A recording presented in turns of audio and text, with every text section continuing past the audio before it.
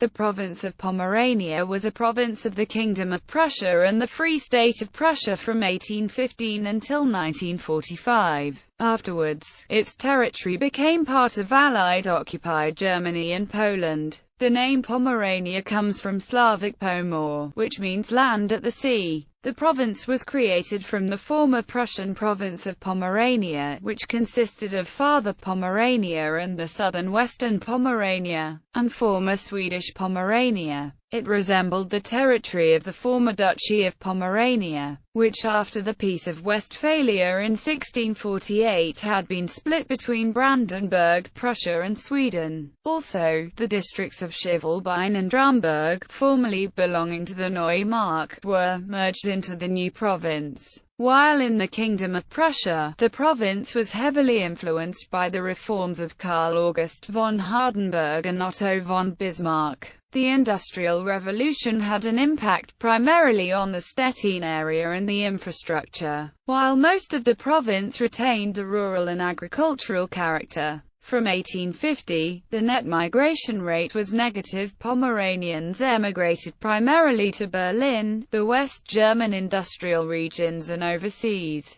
After World War I, democracy and the women's right to vote were introduced to the province. After Wilhelm II's abdication, it was part of the Free State of Prussia. The economic situation worsened due to the consequences of World War I and worldwide recession. As in the previous Kingdom of Prussia, Pomerania was a stronghold of the nationalist conservatives who continued in the Weimar Republic. In 1933, the Nazis established a totalitarian regime, concentrating the province's administration in the hands of their Gauleiter, and implementing Gleichschaltung. The German invasion of Poland in 1939 was launched in part from Pomeranian soil. Jewish and Polish populations were classified as subhuman by the German state during the war and subjected to repressions, slave work and executions. Opponents were arrested and executed. Jews who by 1940 had not emigrated were all deported to the Lublin reservation. Besides the air raids conducted since 1943, World War II reached the province in early 1945 with the East Pomeranian Offensive and the Battle of Berlin, both launched and won by the Soviet Union's Red Army. Insufficient evacuation left the population subject to murder, war, rape, and plunder by the successors.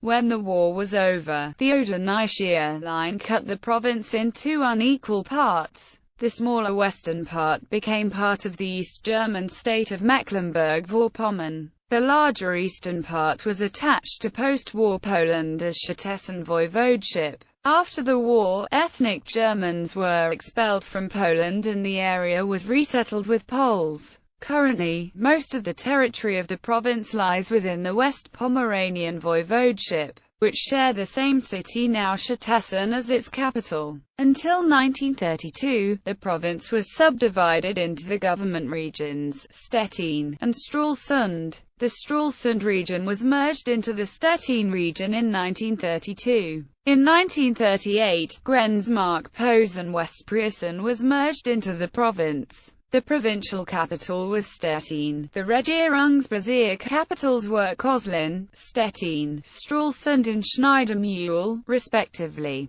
In 1905, the province of Pomerania had 1,684,326 inhabitants, among them 1,616,550 Protestants, 50,206 Catholics, and 9,660 Jews. There lived 14,162 inhabitants, the native language of whom was Polish, and 310 whose native language was Kashubian. The area of the province amounted to 30,120 square kilometers. In 1925, the province had an area of 30,208 square kilometers, with a population of 1,878,780 inhabitants. Creation and administration of the province within the Kingdom of Prussia. Although there had been a Prussian province of Pomerania before, the province of Pomerania was newly constituted in 1815.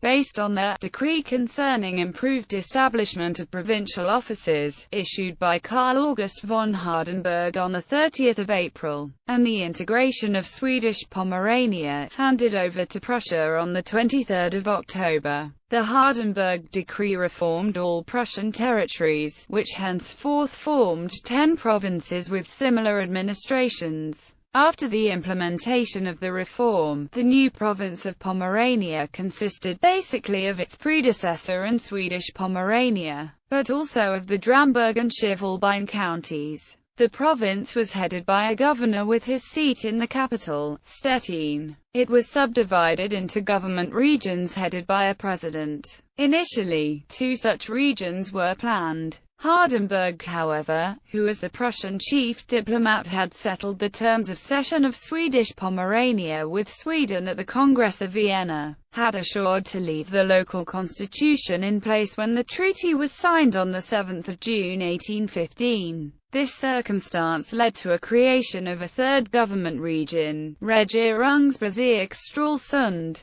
for the former Swedish Pomerania at the expense of the Stettin region. In early 1818, Governor Johann August Sack had reformed the county shapes, yet adopted the former shape in most cases. Koslin government region comprised 9 counties, Stettin government region 13, and Stralsund government region 4. The new parliament assembled first on 3 October 1824. Based on 2 laws of 5 June and July 1823, the Landtag was constituted by 25 lords and knights, 16 representatives of the towns, and 8 from the rural communities. Subordinate to the provincial Landtag were 2 communal Landtag assemblies, one for former Swedish Pomerania and one for the former Prussian part. The counties each assembled a Kreisstand, where the knights of the county had 1 vote each and towns also just 1 vote. Throughout its existence, the province was a stronghold of the conservative parties. Infrastructure in the 19th century, the first overland routes and railways were introduced in Pomerania. In 1848, 126.8 Prussian miles of new streets had been built. On October 12, 1840, construction of the Berlin-Stettin Railway began, which was finished on 15 August 1843. Other railways followed: Stettin-Koslin, Angermünde Stralsund and Zuso-Wolgast, Stettin-Stolp, and a connection with Danzig. In rural areas, many narrow-gauge railways were built for faster transport of crops. The first gas, water, and power plants were built. Streets and canalization of the towns were modernized. The construction of narrow-gauge railways was enhanced by a special decree of July 28, 1892, implementing Prussian financial aid programs. In 1900, the total of narrow-gauge railways had passed the 1,000-kilometer threshold. From 1910 to 1912, most of the province was supplied with electricity as the main lines were built. Plants were built since 1898. The Winner and Lower Oder rivers, the major water route to Stettin, were deepened to 5 meters and shortened by a canal in 1862. In Stettin, heavy industry was settled, making it the only industrial center of the province. Stettin was connected to Berlin by the Berlin-Stettin waterway in 1914 after 8 years of construction. The other traditional waterways and ports of the province, however, declined. Exceptions were only the port of Swinemünde, which was used by the Navy, and the port of Stolpmünde. With the infrastructural improvements, mass tourism to the Baltic coast started. The tourist resort Binz had 80 visitors in 1870, 10,000 in 1900, and 22,000 in 1910. The same phenomenon occurred in other tourist resorts. Agricultural reform. Already in 1807, Prussia issued a decree abolishing serfdom. Hardenberg issued a decree on September 14, 1811, defining the terms by which serfs were to be released. This could either be done by monetary payment or by releasing title to the land to the former lord. These reforms were applied during the early years of the province's existence. The so-called regulation was applied to 10,744 peasants until 1838, who paid their former lords 724,954 taler and handed over 255,952 hectare of farmland to bail themselves out. Tumults arose in 1847 in the towns of Stettin and Kozlin due to food shortages. As a result, prices for some foods were fixed. On March 2, 1850, a law was passed settling the conditions on which peasants and farmers could capitalize their property rights and feudal service duties, and thus get a long-term credit. This law made way for the establishment of rent and bank credit houses and renting at farms. Subsequently, the previous rural structure changed dramatically as farmers, who used this credit to bail out their feudal duties, were now able to self-determine how to use their land. This was not possible before, when the jurisdiction had sanctioned the use of farmland and feudal services according not to property rights, but to social status within rural communities and estates. From 1891 to 1910, 4,731 renting at farms were set up, most with a size of 10 to 25 hectare. Bismarck-era administrative reforms. Otto von Bismarck inherited from his father the Pomeranian estates Karls, Jachlin and Nyefib.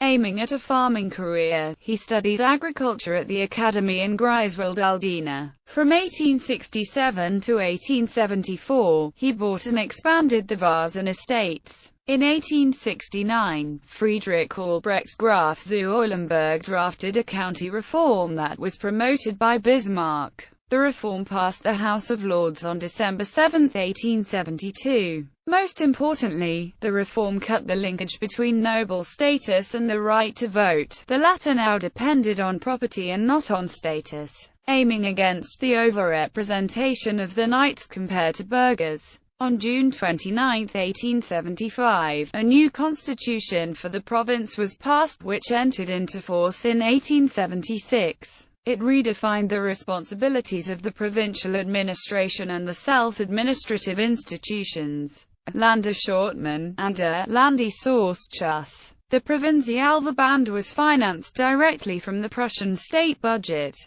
The Landtag was responsible for streets, welfare, education, and culture. Land ownership was not a criterion to become elected anymore. The provincial Landtag was elected by the county representative assemblies for a 6-year term. A subordinate Kommuner Landtag only existed for Regierungsbezirk Stralsund, until it was abolished in 1881. In 1891, a county reform was passed, allowing more communal self-government. Municipalities hence elected of Gemeindeverstand and Gemeindevertretung. Gutsbezirk districts, i.e., estates not included in counties, could be merged or dissolved. World War I. During the First World War, no battles took place in the province. Nevertheless, the war had an impact on society, economy, and administration. During the war, the provincial administrative institutions were subordinate to the military and headed by military officials.